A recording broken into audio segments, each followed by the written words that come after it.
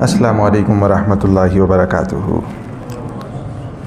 الحمدللہ رب العالمین والصلاة والسلام علی خیر خلقہ محمد وآلہ وصحبہ اجمعین ومن تبعہم بإحسان الی یوم الدین، ثم اما بعد، فاعوذ باللہ من الشیطان الرجیم، بسم اللہ الرحمن الرحیم۔ اللہم صلی علی سیدنا و مولانا محمد وعلی آل سیدنا و مولانا محمد وبارک وسلم وصلی علیہ۔ جناب نبی کریم صلی اللہ علیہ وسلم کی مبارک زندگی کا تذکرہ کرتے سنتے ہوئے ہم غار ثور تک پہنچ چکے ہیں۔ ہم دیکھ چکے ہیں کہ کس طرح سے سازش ہوئی، کس طرح سے دار الندوہ میں مشرکین کا اجتماع ہوا، بڑے بڑے سردار آخری گویا کہ حملے کے لیے، آخری مشورہ کرنے کے لیے ایسی تدبیر کہ اس سے یہ جو 13 سال کا ایک کشمکش کا سلسلہ ہے یہ ہمیشہ ہمیشہ کے لیے ختم ہو جائے، وہ دار الندوہ میں جمع ہوئے اور شیطان نجدی سردار کی شکل میں وہاں آیا، اور وہ جو مشاورت میں تجاویز آئیں اور پھر نعوذ باللہ حضور نبی کریم صلی اللہ علیہ وسلم کے قتل پہ اتفاق ہوا، اور کیسے گھیراؤ کیا مبارک گھر کا، اور کیسے حضور نبی کریم صلی اللہ علیہ وسلم نکلے اور وجعلنا من بین ایدیہم سدا ومن خلفہم سدا، یہ تلاوت فرماتے ہوئے، مٹی ان کے سروں پہ ڈالتے ہوئے، ان کی کھلی آنکھوں کے سامنے وہاں سے گزر گئے۔ اللہ رب العزت نے ان کی نظروں پہ پردہ ڈال دیا، وہ دیکھ نہیں سکے صدیق اکبر رضی اللہ عنہ، اور پھر کس طرح سے وہ غار ثور میں پہنچے ہیں یہ ہم کل دیکھ چکے ہیں۔ اور غار ثور میں آپ جانتے ہیں کہ حضرت صدیق اکبر رضی اللہ تعالیٰ عنہ کو جو ایثار ہے، جو قربانی ہے، یعنی اس سے بڑھ کے ان کے ایثار اور قربانی کا اعتراف کیا ہوگا کہ اللہ رب العزت نے ان کے اس مبارک جذبے کو قرآن بنا دیا۔ دیکھیں نا، صدیق اکبر رضی اللہ عنہ کا تذکرہ اللہ تعالیٰ نے قرآن کریم میں ثانی اثنین اذ ہما فی الغار، مفسرین نے لکھا ہے کہ ثانی اس سے مراد حضرت صدیق اکبر رضی اللہ تعالیٰ عنہ۔ اور جب مشرکین مکہ تلاش تو انہوں نے شروع کر دی، صبح تک تو بیٹھے رہے کیونکہ نظر آ رہے تھے کہ چارپائی پہ بستر پہ کوئی ہستی موجود ہیں، اور چادر بھی وہی سبز اوڑھ رکھی ہے جو اللہ کے پیارے محبوب صلی اللہ علیہ وسلم کی مبارک عادت تھی اوڑھ کے آرام فرمانے کی۔ تو ان کو یقین تھا کہ ہم بیٹھے ہوئے ہیں، آنکھیں کھلی ہوئی ہیں، کوئی گزرا نہیں ہے، اور چارپائی پہ بھی کوئی ہستی موجود ہے، یہ اللہ کے محبوب صلی اللہ علیہ وسلم ہے، یہ ان کو یقین تھا، اس لیے ہٹے نہیں۔ صبح حالانکہ میں نے کل عرض کیا کہ بتایا بھی ایک صاحب نے کہ کیا کر رہے ہو، وہ تو گزر گئے، کہا نہیں موجود ہے۔ صبح جب ہوئی اور حضرت علی رضی اللہ تعالیٰ عنہ باہر تشریف لائے تو ان کو اس وقت یقین ہوا، اور دوبارہ مشورہ کیا کہ اب کیا کیا جائے۔ اعلان کر دیا، اتفاق کر لی اس بات پہ کہ جو کوئی بھی جناب نبی کریم صلی اللہ علیہ وسلم یا حضرت صدیق اکبر رضی اللہ تعالیٰ عنہ یا دونوں ہستیوں کو جو کوئی بھی لے کے آئے گا، جس حالت میں بھی لے کے آئے گا، نعوذ باللہ، اس کو 100 اونٹ دیے جائیں گے۔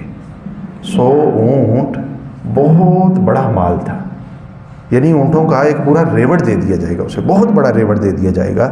تو جس نے سنا، جو کھوجی تھا، جو رستوں کی پہچان رکھتا تھا، جس کو نشانات قدم تلاش کرنے کی مہارت تھی، جس کو جتنی بھی مہارت تھی، سارے نکل کھڑے ہوئے۔ اور آپ یہ تصور کر سکتے ہیں کہ ایک تو وہ دشمن تھے، اور پھر اس کے ساتھ انعام بھی مل رہا تھا، تو اپنی دشمنی بھی نکالیں گے تلاش کر کے، اور پھر انعام بھی لیں گے۔ یہ دونوں اغراض سے آپ یہ کہہ لیجئے کہ مکہ کے جتنے مشرک تھے وہ اپنے گھر بار چھوڑ کے تلاش میں لگ گئے۔ اور یہ دو مبارک ہستیاں ہیں، حضور نبی کریم صلی اللہ علیہ وسلم نے کمال حکمت عملی اور تدبر سے بجائے مدینہ منورہ کا جو مشہور راستہ تھا، پتہ تو تھا کہ مدینہ جانا ہے، سب کو پتہ تھا کہ جائیں گے مدینہ، کیونکہ بقیہ صحابہ کرام مدینہ ہی گئے ہیں، وہی ان کا مرکز بن رہا ہے، پتہ سب کو تھا۔ تو اسی لیے امکان یہی تھا کہ جب پتہ چلے گا چلے گئے ہیں تو مدینہ کے راستے پہ تلاش شروع ہو جائے گی۔ گویا کہ انسان کا جو ذہن جاتا ہے کہ اس طرف کو گئے ہوں گے، وہیں تلاش شروع ہو جائے گی۔ تو حضور نبی کریم صلی اللہ علیہ وسلم نے بجائے مدینہ منورہ کا جو عام راستہ تھا اسے اختیار کرنے کے، یہ سرخ لائن جو ہے یہ عام راستہ ہے مدینہ کا جو اس وقت استعمال ہوتا تھا، بجائے اس کے اوپر چلنے کے آپ نے یہ نیلا راستہ اختیار فرمایا. دیکھ رہے ہیں آپ، یعنی اس سے کتنا مختلف، کسی جگہ پہ جا کے اس سے ٹکرا رہا ہے، لیکن اکثر جو فاصلہ ہے، راستہ ہے، وہ بالکل مختلف. اور یہ دیکھیں، اس طرف کو جانا تھا، اس طرف کو تشریف لے گئے. دیکھ رہے؟ اور پھر جب نکلے ہیں تو فوراً مدینہ کا سفر شروع نہیں فرمایا، بلکہ مکہ چھوڑ کے آپ غار ثور تشریف لے گئے ہیں. اور غار ثور میں نے عرض کیا کہ وہ جس جہت پہ مدینہ ہے اس کے بالکل مد مقابل جہت پہ ہے. مدینہ مکہ سے شمال کی جانب ہے اور غار ثور جنوب کی جانب ہے. آپ جنوب چلے گئے اور وہاں صرف یہ نہیں کہ کچھ دیر آرام فرمایا، 3 دن ٹھہرے رہے. یعنی 3 دن مکہ کے بالکل 5 میل کے فاصلے پہ موجود رہے. اور اللہ تعالیٰ نے ان کی عقلوں میں ایسے پردے ڈالے کہ وہ جتنے جنگلات تھے، جتنے راستے تھے، جہاں جہاں امکان ہو سکتا تھا، بڑے بڑے کھوجی نکلے اور سارے خائب و خاسر. کیونکہ اللہ کا طے شدہ یہ فیصلہ تھا کہ یہ ہجرت ہو کے رہنی ہے، اسلام نے پھل پھول کے رہنا ہے، اس دین نے مکمل ہو کے رہنا ہے. یہ اللہ کا دین ہے، یہ کسی انسان کا بنایا ہوا دین نہیں ہے. اللہ تعالیٰ نے اپنے اس شمع کو، اپنے اس نور کو، اپنی اس روشنی کو مکمل کرنا تھا. حضور نبی کریم صلی اللہ علیہ وسلم وہاں موجود رہے. اور غار میں جو واقعہ پیش آیا وہ آپ کل جان چکے، لیکن اس سے پہلے جب مکہ سے روانہ ہو رہے تھے حضور نبی کریم صلی اللہ علیہ وسلم، اپنے وطن کی محبت ہوتی ہے. جس جگہ آپ پیدائش ہوتی ہے انسان کی، جہاں اس کا بچپن گزرتا ہے، جہاں اس کی جوانی گزرتی ہے، جہاں اس کا شباب گزرتا ہے، اس جگہ انسان کی فطرت تو اللہ نے ایسی رکھی ہے کہ جس جگہ وہ ایک مرتبہ بیٹھ جائے اس جگہ سے اسے محبت ہو جاتی ہے. آپ حضرات دیکھیں، ہم نماز پڑھنے کے لیے مسجد میں آتے ہیں، اکثر ہمارے نماز پڑھنے کی جگہ جو ہیں وہ مخصوص ہیں. بھائی صاحب تشریف لائیں گے اور وہ پتہ ہے کہ میں نے دائیں طرف اس جگہ پہ بیٹھنا ہے. نہ صرف بھائی صاحب کو پتہ ہے بلکہ نمازیوں کو بھی پتہ ہے کہ فلاں صاحب اکثر یہاں اسی جگہ پہ نماز پڑھتے ہیں.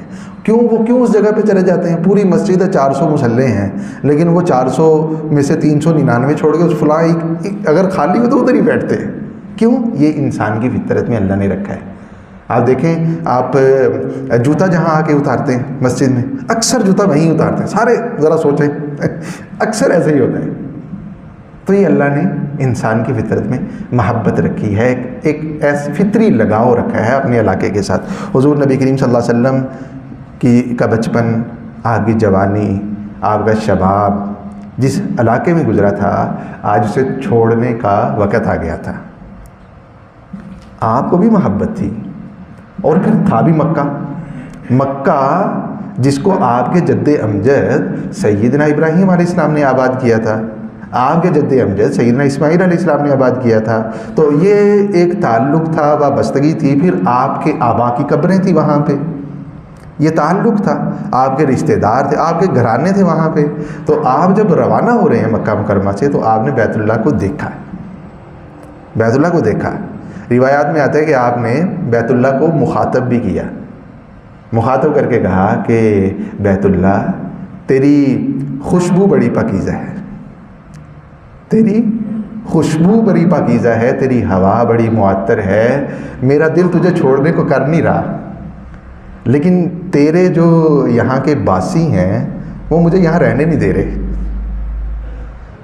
اس لیے میں یہاں سے جا رہا ہوں. تو یہ حضور نبی کریم صلی اللہ علیہ وسلم نے اپنی محبت کا، اپنی الفت کا اظہار فرمایا جو آپ کو اپنے علاقے سے تھی. تو یہ انسان کی طبیعت اور مزاج میں اللہ تعالیٰ نے چیز رکھی ہوئی. تو خیر غار ثور میں پہنچ گئے. 3 دن تک میں نے عرض کیا کہ آپ وہیں موجود رہے. جمعہ، ہفتہ اور اتوار، یہ 3 دن حضور نبی کریم صلی اللہ علیہ وسلم کا قیام رہا. اور یہ کیفیت بھی ہوئی کہ تلاش کرتے کرتے مشرکین جو تھے وہ غار ثور بھی پہنچے. یہ دیکھیں نا تیر کے جو نشانات ہیں، یہ والے، یہ مکان وقوف المشرکین، یہاں تک آئے. اور اللہ کے پیارے محبوب صلی اللہ علیہ وسلم، صدیق اکبر رضی اللہ عنہ، وہ یہاں پہ موجود ہیں. ابھی بھی آپ دیکھ لیں کہ انسان چڑھتے ہوئے بھی نظر پڑ سکتی ہے، اور یہاں کھڑے کھڑے اگر اپنے قدموں کو دیکھے تو تب بھی دیکھ سکتا ہے کہ یہاں اس جگہ پہ کون موجود ہے. اللہ تعالیٰ نے یہاں بھی ان کی آنکھوں پہ پردہ ڈال دیا. حضرت صدیق اکبر رضی اللہ عنہ نے فرمایا کہ اللہ کے پیارے محبوب صلی اللہ علیہ وسلم یہ تو پہنچ گئے، اور اگر انہوں نے نیچے دیکھ لیا، اپنے قدموں کی جانب بھی دیکھ لیا تو یہ ہمیں پہچان لیں گے. ہمیں دیکھ لیں گے۔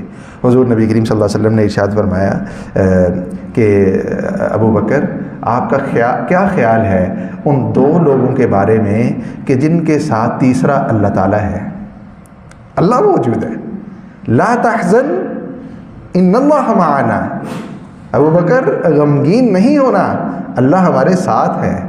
اور اللہ کے ساتھ ہونے کا واضح ثبوت دلیل یہ تھی کہ نہ انہوں نے دیکھا اور نہ وہ پکڑ سکے، نہ ان کو پتہ چل سکا کہ یہاں ہستی موجود ہیں۔ تو خیر حضور نبی کریم صلی اللہ علیہ وسلم تیسرے دن نکلے ہیں یہاں پہ، آپ کے یہاں تفصیلات ہیں کہ 3 دن کیسے گزرے، کھانے پینے کا نظم کیسے بنتا تھا۔ عامر بن فہیرہ جو غلام تھے حضرت صدیق اکبر رضی اللہ عنہ کے، بکریاں چرایا کرتے تھے اس طرف میں۔ وہ شام کے وقت میں رات جب آدھی گزر جاتی تو بکریوں کا پورا ریوڑ یہاں لے آتے تھے، دودھ پیا کرتے تھے حضور نبی کریم صلی اللہ علیہ وسلم صدیق اکبر رضی اللہ عنہ۔ اور حضرت عبداللہ جو بیٹے تھے ابو بکر رضی اللہ عنہ کے، وہ مکہ مکرمہ سے روزانہ آیا کرتے تھے، اور جو مشورہ ہوا ہوتا تھا، جو کوئی خبریں ہوتی تھیں وہ پہنچایا کرتے تھے، واپس بھی جایا کرتے تھے، اور صبح ہونے سے پہلے تڑکے پہنچ جایا کرتے تھے۔ کسی کو نہیں پتہ چلتا تھا کہ عبداللہ نے رات کہاں گزاری ہے۔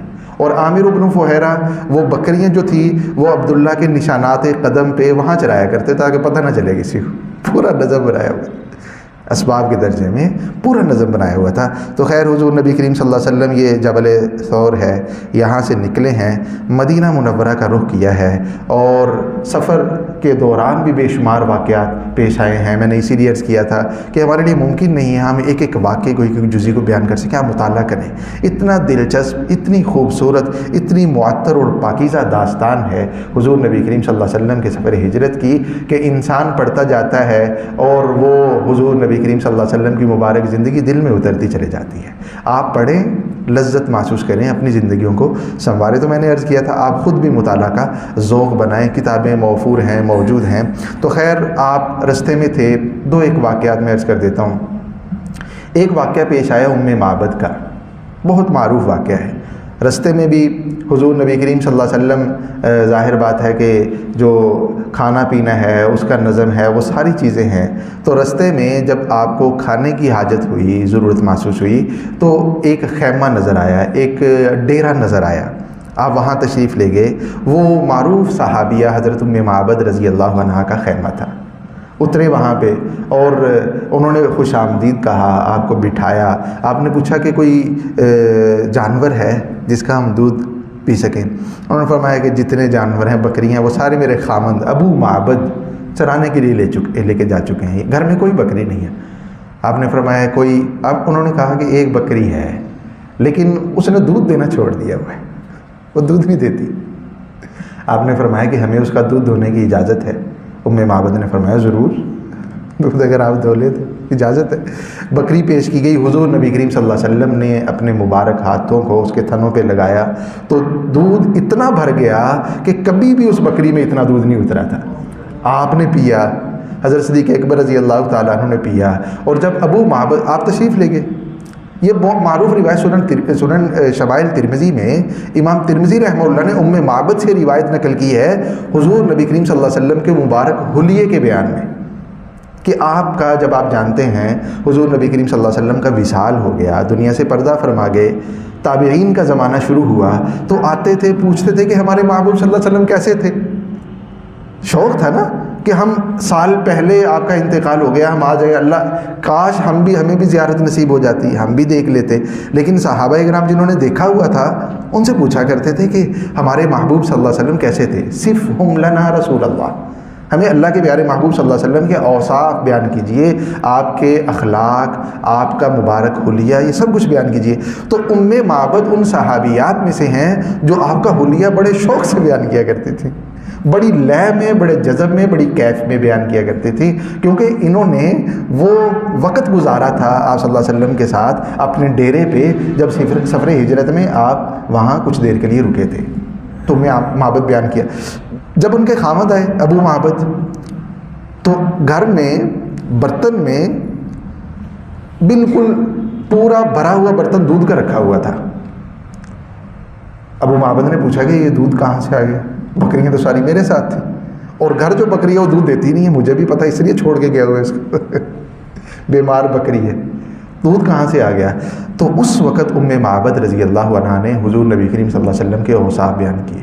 ہمارے گھر تو ایسے مہمان آ گئے، وہ عجیب مہمان تھے، وہ عجیب مشکبار مہمان تھے، ان کا مبارک چہرہ ایسا تھا، ان کے مبارک بولنے کا انداز ایسا تھا، ان کا حلیہ مبارک ایسا تھا، آپ کی داڑھی مبارک ایسی تھی، آپ کے رخسار مبارک ایسے تھے، آپ کا چلنا ایسا تھا. یعنی اتنے اوصاف بیان کیے. ابو معبد کہنے لگے یہ تو وہی صاحب ہیں جن کو مشرکین مکہ تلاش کر رہے ہیں، یہ تو وہی صاحب ہیں. اتنا اوصاف انہوں نے کہا کہ یہ تو وہی ہیں. کہنے لگے کہ میرا دل کرتا ہے میں بھی آپ کے دوستوں میں، آپ کے ماننے والوں میں شامل ہو جاؤں. یہ اس حسرت کا اظہار فرمایا. اور بعض روایات سے پتہ چلتا ہے کہ ابو معبد حضور نبی کریم صلی اللہ علیہ وسلم کی خدمت میں بھی حاضر ہوئے جب ان کی اہلیہ نے ان کو اوصاف بیان کر دیے. تو یہ حضور نبی کریم صلی اللہ علیہ وسلم کے مبارک سفر کا ایک واقعہ. دوسرا معروف واقعہ جو آپ کو یہاں پہ بھی نظر آ رہا ہوگا، اس میں کچھ معروف واقعات لکھے ہوئے ہیں. حضرت سراقہ ابن مالک مدلجی رضی اللہ عنہ کا واقعہ ہے. میں عرض کر رہا ہوں کہ پورا جزیرہ عرب جہاں جہاں آواز پہنچی مشرکین کو کہ تلاش کرنا ہے 100 اونٹ ملیں گے، تو بے شمار لوگ نکلے. بڑا انعام تھا نا، تو دشمنی بھی تھی کیونکہ وہ مسلمان نہیں تھے بہت سارے. سراقہ ان لوگوں میں سے تھے جو حضور نبی کریم صلی اللہ علیہ وسلم کی تلاش میں نکلے. ان کے بارے میں آتا ہے کہ بڑے ماہر جو تھے وہ کھوجی تھے، بہت ماہر کھوجی تھے. ان کی مہارت کا اندازہ اس سے بھی ہوتا ہے کہ پہنچ گئے تھے، کوئی بھی نہیں پہنچ سکا حضور نبی کریم صلی اللہ علیہ وسلم تک. سراقہ وہ واحد شخص ہیں جنہوں نے سفر ہجرت میں حضور نبی کریم صلی اللہ علیہ وسلم کا سامنا کیا. سراقہ اپنے گھوڑے پہ زین رکھ کے، اپنا نیزہ لے کے نکلے ہیں گھر سے کہ میں نہ صرف تلاش کروں گا بلکہ 100 اونٹ لے کے آؤں گا واپس. حضرت سراقہ تو اس وقت تک مسلمان نہیں تھے، تو نکلے ہیں. حضور نبی کریم صلی اللہ علیہ وسلم کے نشانات قدم، آپ کے آثار پہ چلتے چلتے پہنچ گئے ہیں، اور دور سے حضور نبی کریم صلی اللہ علیہ وسلم کی زیارت ہوگی. ان کو پتہ چل گیا ہے کہ یہی ہستیاں ہیں جن کی تلاش میں ہم لوگ نکلے ہوئے ہیں. روایات میں آتا ہے کہ حضرت سراقہ جو تھے آپ کے پیچھے جب جا رہے تھے تو جب قریب پہنچے ان کا گھوڑا جو تھا وہ اتنی زور سے ہنہنایا کہ حضرت سراقہ کبھی بھی گھوڑے سے نہیں گرے تھے، اس وقت گھوڑے سے گر گئے. بعض روایات میں آتا ہے کہ اس کے پاؤں جو تھے اگلے وہ زمین میں دھنس گئے. بعض میں آتا ہے کہ وہ ہنہنایا اتنے زور سے کہ حضرت سراقہ اس پہ جم کے بیٹھ نہ سکے، گر گئے. سمجھ نہیں آیا، وہ کہا کیا ہو گیا. تو پہلی مرتبہ یہ احساس ہوا کہ یہ کوئی اس کو کوئی مسئلہ ہوا ہے اچانک جس کی وجہ سے یہ اس طرح سے ہنہنایا ہے. دوبارہ سوار ہوئے، تھوڑا سا فاصلہ طے کیا، پھر وہی کیفیت ہوئی، گھوڑے نے حضرت سراقہ کو نیچے گرا دیا. دوسری تیسری مرتبہ، اور پھر بعض ان سے پتہ چلتا ہے کہ ان کے پاس تیر تھے، پانسے کے جو تیر ہوتے تھے عربوں کے ہاں، کسی بھی سفر پہ نکلنا ہے، کوئی بھی انہوں نے کام کرنا ہے تو وہ تیر نکال کے دیکھتے تھے. اگر تیر ان کے اپنے عقیدے کے مطابق وہ ٹھیک والا نکلتا تو کہتے ہاں ہمیں سفر کرنا چاہیے، اور اگر کوئی ایسا تیر نکل آتا جو صحیح علامت نہ ہوتا تو کہتے کہ یہ تو منحوس دن ہے یا یہ فیصلہ منحوس ہے، یہ ہمیں کام نہیں کرنا چاہیے. سراقہ نے تیر بھی نکالے، دیکھا تو تیر جو تھا وہ نحوست والا نکل رہا تھا کہ یہ سفر نہیں کرنا چاہیے. اور پھر گھوڑا بھی اس طرح سے. حضرت سراقہ سمجھ گئے کہ میں ان کو کبھی بھی پکڑ نہیں سکتا. آواز دی کہ میری بات سن لیں، مجھے آپ کی حقانیت کا یقین ہو چکا ہے، مجھے کوئی آپ امان نامہ لکھ دیں، مجھے امان دے دیں، آپ مجھے امان دے دیں، مجھے کچھ کہنا نہیں بعد میں آپ لوگوں نے، اور میرے پاس کچھ کھانے پینے کا بھی سامان ہے، اگر آپ کو چاہیے تو میں آپ کو دینے کے لیے تیار ہوں. تو حضور نبی کریم صلی اللہ علیہ وسلم نے ان کا شکریہ ادا کیا اور کوئی چیز ان سے نہیں، ان کو امان بھی لکھوا کے دیا، اور ساتھ میں ان کو یہ کہا کہ پیچھے جو آنے والے لوگ ہیں کسی کو ہمارے بارے میں بتانا نہیں، بس یہ آپ ایک کام کرنا. حضرت سراقہ واپس ہوئے، جب واپس ہوئے تو ان کو دوبارہ بلایا. حضرت صدیق اکبر رضی اللہ تعالیٰ عنہ نے ان کو پیغام سنایا اور وہ روایت مشہور سنائی، کیف بک یا سراقہ اذا لبست سوار کسریٰ. سراقہ وہ دن یاد کرو، یہ آپ ذرا کیفیت دیکھیں. حضور نبی کریم صلی اللہ علیہ وسلم مکہ سے بھی نکل چکے ہیں، آپ کا اس وقت کوئی بھی وطن نہیں رہا، سفر میں ہیں، اور حضرات صحابہ اکرام رضی اللہ تعالیٰ عنہ کا مستقبل بھی وہ کوئی حتمی اور یقینی نہیں ہے کہ کیا ہونے والا ہے، اور مشرکین اب فوج لے کے آئیں گے، لشکر کشی کریں گے، اس کا بھی کچھ پتہ نہیں ہے. اس کیفیت میں جب سب کچھ مسلمانوں کے خلاف جا رہا ہے، آپ نے حضرت سراقہ کو ایک خوشخبری دی. یہ آپ کا معجزہ تھا. اللہ تعالیٰ نے آپ پر ساری چیزیں کھول دی تھی کہ آپ کا دین نہ صرف غالب ہو کے رہے گا بلکہ روم اور کسرا یہ بھی اسلامی سلطنت میں، اسلامی حاکمیت میں داخل ہو کے رہیں گے، یہ سارے مسلمان ہو جائیں گے. آپ نے فرمایا سراقہ سے، کیف بک یا سراقہ اذا لبست سوارئی کسرا. سراقہ اس دن کو یاد کرو جب آپ کسرا کے دونوں کنگن پہنیں گے، جب کسرا کا تاج آپ اپنے سر پہ رکھیں گے، جب کسرا جو کنگن پہنتا ہے سونے کے وہ آپ کو پہنائے جائیں گے. یہ سراقہ کو حضرت سراقہ رضی اللہ عنہ کو تعجب ہوا. تعجب اس لیے ہوا کہ ہم ان کو پکڑنے کے در پہ ہیں، 100 اونٹ ملنے والے ہیں، پتہ نہیں مدینہ پہنچتے ہوئے پکڑے بھی جائیں. اور کیفیت یہ ہے کہ یہ ہمیں کسرا جو اس وقت کی سپر پاور ہے اس کے بادشاہ کے خزانے دینے کی بات کر رہے ہیں. حضرت سراقہ نے تعجب سے کہا کسرا صاحب فارس، کسرا صاحب فارس. کسرا سے مراد یہ جو فارس کا بادشاہ ہے وہ مراد لے رہے ہیں آپ؟ حضرت اکبر رضی اللہ عنہ نے فرمایا جی حضور نبی کریم صلی اللہ علیہ وسلم نے مجھے یہ خبر دی ہے کہ میں آپ کو بتا دوں کہ آپ اس کے کنگن پہنیں گے، اس کا تاج اپنے سر پہ رکھیں گے. حضرت سراقہ فرماتے ہیں، خود روایت کرتے ہیں کہ وہ دن گزر گیا اور میں بھول گیا اس چیز کو، میں اس بات کو بھول گیا کہ میرے ساتھ یہ وعدہ ہوا تھا. اور حضرت عمر رضی اللہ عنہ کا دور آ گیا. حضرت عمر رضی اللہ عنہ کی خلافت میں آپ جانتے ہیں کہ ایران فتح ہوا. حضرت سعد بن ابی وقاص رضی اللہ تعالیٰ عنہ کی سربراہی میں لشکر گیا اور بڑے مارکے ہوئے اور قادسیہ کا میدان سجا، بڑے بڑے ان کے سپہ سالار مارے گئے. حضرت خالد بن الولید رضی اللہ تعالیٰ عنہ نے ہیرا شہر فتح کیا، ان کے شہر. اور جو شاہ ایران تھا وہ پکڑا گیا، اس کے محلات جو ہیں وہ قبضے میں آ گئے اور جتنے بھی خزانے تھے وہ سارے مدینہ منورہ مسجد نبوی پہنچائے گئے. جب سارے خزانے آ گئے، حضرت عمر رضی اللہ عنہ کے دور میں یہ ہوا، تو آپ نے دیکھا کہ ان خزانوں میں، اس غنیمت میں شاہ کسرا کے کنگن بھی ہیں، اس کا لباس بھی ہے، اس کی پوشاک بھی ہے، اس کا تاج بھی ہے. حضرت عمر رضی اللہ عنہ نے اس موقع پہ روئے بھی، حضرت عمر رضی اللہ عنہ روئے بھی اس موقع پہ، وہ ہم دور نکل جائیں گے. لیکن آپ کو یاد تھا کہ یہ حضور نبی کریم صلی اللہ علیہ وسلم نے وعدہ کیا تھا سراقہ سے. سراقہ اس وقت تک زندہ تھے، دیکھیں نا یہ بھی اللہ کی حکمت ہے. سراقہ زندہ تھے، حیات تھے. حضرت عمر رضی اللہ عنہ نے فرمایا کہ سراقہ کہاں ہے، سراقہ کو بلاؤ. سراقہ اس وقت تک بوڑھے ہو چکے تھے. سراقہ کو بلایا گیا، سراقہ آئے، کچھ پتہ نہیں ہے کیا ہونے والا ہے. حضرت عمر رضی اللہ عنہ نے حکم ارشاد فرمایا کہ یہ کنگن اٹھاؤ، سراقہ کو پہنا دو. یہ کس طرح کی پوشاک اٹھاؤ، یہ سراقہ کو پہنا دو. یہ تاج اٹھاؤ، یہ سراقہ کو پہنا دو. حضرت سراقہ نے پہن لیا. حضرت سراقہ حیران ہوئے. اس وقت ان کو یقین ہوا کہ وہ جو سالوں پہلے اللہ کے پیارے محبوب صلی اللہ علیہ وسلم نے بشارت دی تھی وہ کتنی یقینی بشارت تھی، وہ کتنی حقیقت پر مبنی بشارت تھی.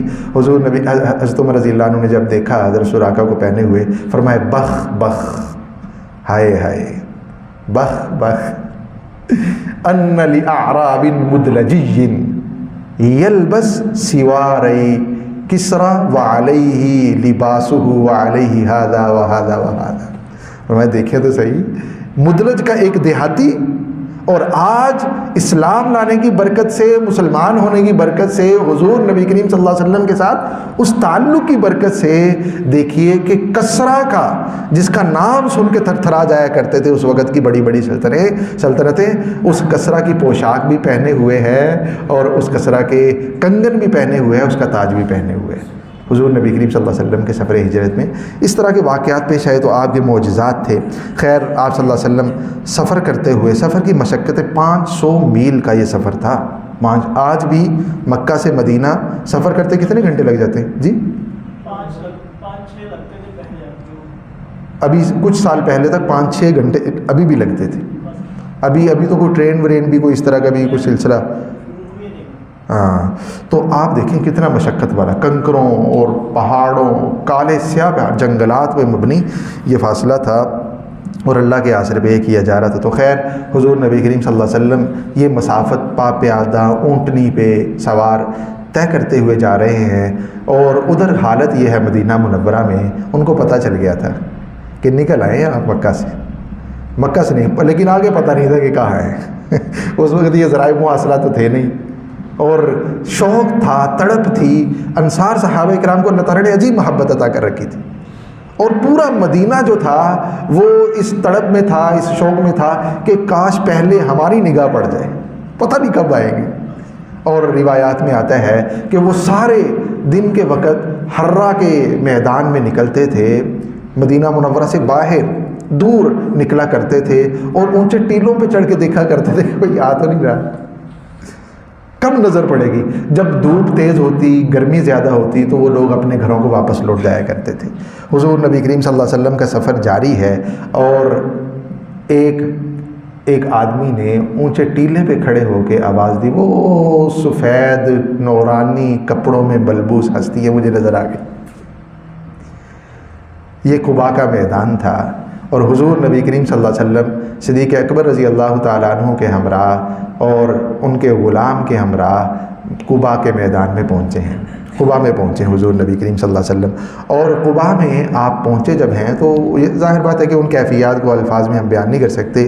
وہاں محبت کا جو عالم تھا، اپنائیت کا جو جذبہ تھا، اور پھر حضور نبی کریم صلی اللہ علیہ وسلم کے صحیح سالم مدینہ پہنچنے پہ جو ان کے شکر کے جذبات تھے، ان کو ہم نہیں بیان کر سکتے۔ وہ حضرات صحابہ اکرام تھے، ہم 1400 سال بعد کے لوگ ہیں، کہاں ان کے جذبات، کہاں ان کی محبت، اور کہاں ہمارے الفاظ، ہم ان کو بیان نہیں کر سکتے۔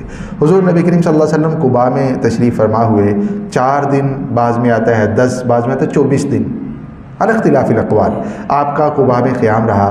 یہاں آپ نے سب سے پہلی مسجد اس کی بنیاد رکھی، جسے آج بھی مسجد قباء کے نام سے یاد کیا جاتا ہے، اور یہ پہلی مسجد تھی جس کی بنیاد تقویٰ پہ رکھی گئی مسلمان اور اسلام آنے کے بعد، حضور نبی کریم صلی اللہ علیہ وسلم کی شریعت آنے کے بعد قیام رہا۔ ظاہر بات ہے مدینہ تو ابھی نہیں پہنچے تھے، اور مدینہ والوں کو پتہ چل گیا تھا کہ قباء پہنچ گئے ہیں۔ جو حالت قباء میں ہوا کرتی تھی روزانہ، وہی حالت اب مدینہ میں ہو رہی تھی۔ وہ لوگ پتیاں لے کے، درختوں کی پتیاں لے کے، پھول لے کے حضور نبی کریم صلی اللہ علیہ وسلم کا روزانہ انتظار کیا کرتے تھے۔ حضور نبی کریم صلی اللہ علیہ وسلم چوتھے دن یعنی پیر کو پہنچے ہیں، اور جمعے والے دن حضور نبی کریم صلی اللہ علیہ وسلم نے رخت سفر باندھا ہے قباء سے مدینہ منورہ کی طرف۔ اور مدینہ منورہ میں بھی وہی کیفیت ہے، جب نگاہ پڑی ان بچیوں کی مدینہ منورہ میں استقبال کرنے والوں کی، تو حضور نبی کریم صلی اللہ علیہ وسلم کی رؤیت سے، آپ کے دیدار سے انہوں نے اپنے سینوں کو ٹھنڈا کیا۔ اور چھوٹی چھوٹی بچیاں تھیں جو حضور نبی کریم صلی اللہ علیہ وسلم، ان کا دستور تھا، یعنی مدینہ والوں کا یہ رواج تھا کہ کسی بھی ایسے موقع پہ، خوشی کے موقع پہ وہ نظمیں پڑھا کرتے تھے، وہ دف بجایا کرتے تھے یہ ان کا رواج تھا۔ تو حضور نبی کریم صلی اللہ علیہ وسلم جب پہنچے ہیں تو یہ نظم بچوں کی زبان پہ تھی، طلع البدر علینا من ثنیات الوداع وجب الشکر علینا ما دعا للہ داعی، کہ یہ تو چاند نکل آیا ہے ہمارے پاس، یہ تو چاند کا ٹکڑا ہے۔ اور حضور نبی کریم صلی اللہ علیہ وسلم جب پہنچے ہیں، عبداللہ ابن سلام یہودی عالم دین تھے، اور یہودیوں کے سب سے بڑے عالم تھے۔ فرماتے ہیں کہ یہ بھی ان استقبال کرنے والوں میں موجود تھے، کیونکہ یہودیوں کو پتہ تھا نبی آخر الزمان مبعوث ہوں گے، اور وہ ایسے باغات والی جگہ پہ ہجرت کر کے تشریف لائیں گے، فاران کی چوٹی پہ اتریں گے، اور پھر یہ ان کی زندگی ہوگی۔ وہ ساری نشانیاں ان کو جانتے تھے جو یہودیوں۔ حضرت عبداللہ ابن سلام ان یہودی علماء میں سے ہیں جنہوں نے اسلام قبول کیا تھا، اسلام کی حقانیت اور حضور نبی کریم صلی اللہ علیہ وسلم کی نبوت کے برحق ہونے کی وجہ سے۔ یہ ان استقبال کرنے والوں میں بھی موجود تھے۔ خود روایت کرتے ہیں کہ میں نے دیکھا دور سے، جب آپ صلی اللہ علیہ وسلم جلوہ افروز ہوئے مدینہ منورہ میں، تو میں نے آپ کو دیکھا، آپ فرما رہے تھے کہ اطعم الطعام، کھانا کھلاؤ، افش السلام، سلام پھیلاؤ، ایک دوسرے کو سلام کیا کرو، اور تدخل الجنت بسلام، یہ کام کرو۔ 3-4 کام حضور نبی کریم صلی اللہ علیہ وسلم بیان فرما رہے تھے، یہ کرتے رہو، یہ کرتے رہو، یہ کرتے رہو، اللہ تعالیٰ تمہیں سلامتی کے ساتھ جنت میں داخلہ نصیب فرما دے گا۔ حضرت عبداللہ ابن سلام فرماتے ہیں میں نے سنا اور میں نے آپ کے چہرے کو دیکھا اور میری آنکھوں نے یہ فیصلہ کیا، میرے دل نے یہ فیصلہ کیا کہ ھذا وجہ لیس بکذاب، یہ کسی جھوٹے کا چہرہ نہیں ہو سکتا، یہ کسی جھوٹے کی زبان نہیں ہو سکتی۔ حضرت عبداللہ ابن سلام کے دل میں اسلام اسی وقت گھر کر گیا تھا۔ تو خیر آپ پہنچے ہیں اور حضور نبی کریم صلی اللہ علیہ وسلم مسجد نبوی جس جگہ پہ آج موجود ہے وہاں پہنچے۔ ہر ایک کی چاہت تھی کہ ہمارے گھر تشریف لائیں، کیونکہ آپ کا آبائی گھر تو تھا نہیں اور مکہ مکرمہ چھوڑ کے تشریف لائے تھے۔ یہاں انصار صحابہ کرام ہر ایک میزبان تھا اور ہر ایک کی چاہت یہ تھی کہ کاش یہ سعادت ہمیں نصیب ہو جائے کہ اللہ کے پیارے محبوب صلی اللہ علیہ وسلم ہمارے گھر میں جلوہ افروز ہوں۔ آپ نے ہر کوئی کوشش کر رہا تھا اونٹنی کی مہار لینے کے لیے، اونٹنی کو اپنی طرف لے جانے کے لیے۔ حضور نبی کریم صلی اللہ علیہ وسلم نے منع فرمایا کہ اونٹنی کی مہار کوئی نہ، کسی نے نہیں پکڑ رکھی تھی، فرمایا کہ اس کو چھوڑ دو، انہا مأمورہ، یہ اللہ کے حکم کی منتظر ہے، جس جگہ اللہ اسے بیٹھنے کا حکم ارشاد فرمائیں گے یہ اس جگہ بیٹھ جائے گی، اور جہاں بیٹھے گی میرا قیام اسی گھر میں ہوگا۔ حضور نبی کریم صلی اللہ علیہ وسلم جب بنو نجار میں پہنچے ہیں، آپ کا ننہال تھا، آپ کے ماموں کی جگہ تھی وہ والی، تو حضور نبی کریم صلی اللہ علیہ وسلم جب پہنچے ہیں اونٹنی وہاں پہ، تو وہاں ایک جگہ پہ جا کے اونٹنی رکی ہے، بیٹھی ہے، اور تھوڑی دیر بیٹھنے کے بعد آپ اترے نہیں، اونٹنی دوبارہ کھڑی ہوئی اور پھر چلنے لگ گئی اور دوبارہ اسی جگہ پہ آ کے بیٹھی جس جگہ پہ پہلے بیٹھی تھی۔ حضور نبی کریم صلی اللہ علیہ وسلم نیچے اترے ہیں اور آپ نے پوچھا ہے کہ یہاں قریب ترین گھر کس کا ہے؟ حضرت ابو ایوب انصاری رضی اللہ تعالیٰ عنہ وہ خوش قسمت ہستی ہیں کہ جن کو اللہ تعالیٰ نے میزبان رسول بننے کی سعادت نصیب فرمائی۔ حضرت ابو ایوب انصاری رضی اللہ عنہ فرمانے لگے کہ یہ تو میرا گھر ہے، یہ میری خوش بختی ہے، یہ میری سعادت ہے، آپ کو اللہ تعالیٰ نے یہاں آپ کی اونٹنی کو رکنا نصیب فرمایا، میں آپ کا میزبان ہوں، یہ زمین میری ہے، یہ گھر میرا ہے، یہ آپ کا گھر ہے، تشریف لیں۔ آپ بھی تشریف لیں، صدیق اکبر رضی اللہ عنہ بھی تشریف لیں۔ حضور نبی کریم صلی اللہ علیہ وسلم نے ان سے فرمایا کہ قیلولہ کے لیے جگہ تیار کرو، اور حضور نبی کریم صلی اللہ علیہ وسلم کا جب تک مسجد نبوی نہیں بن گئی اور مسجد نبوی کے ساتھ امہات المؤمنین کے حجرے تیار نہیں ہو گئے، آپ ابو ایوب انصاری رضی اللہ عنہ کے گھر میں رہے۔ کتنے باسعادت شخص تھے۔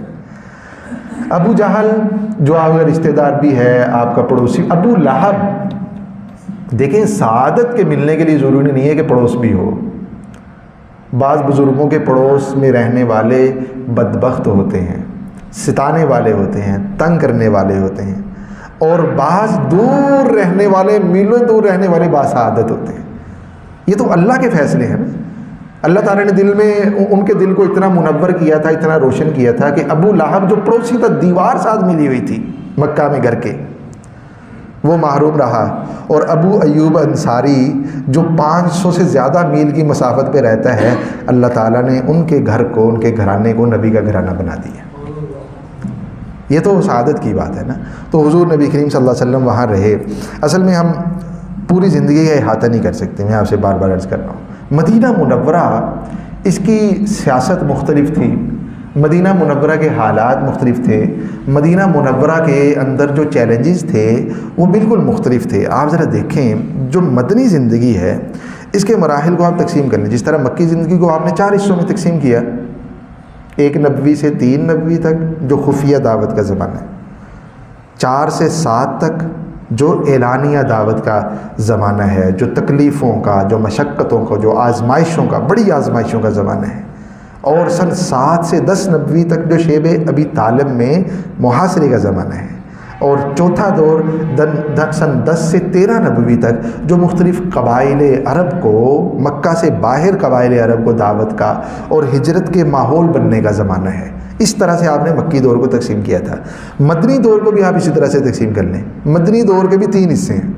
نمبر 1 سن 1 ہجری سے 6 ہجری تک، سن 1 ہجری سے 6 ہجری تک، یعنی ہجرت سے صلح حدیبیہ تک، سن 6 ہجری کو صلح حدیبیہ ہو گئی۔